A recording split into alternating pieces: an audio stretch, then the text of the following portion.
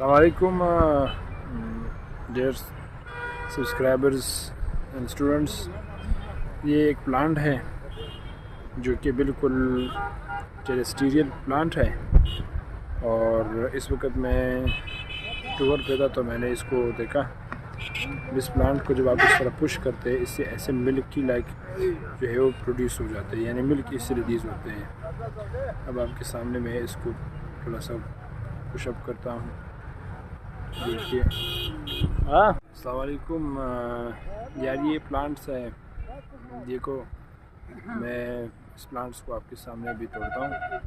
इस प्लांट्स के अंदर वो अपने प्रोटेक्शन के लिए, पैथोजन से बचने के लिए वो मिल्की लाइक प्रोड्यूस कर देते। देखो मैंने आपके सामने उसको पुश किया हुआ है। देखो इससे बेसिकली जो है वो दूध जो है बेसिकली इससे निकला है, आपके सामने है। तो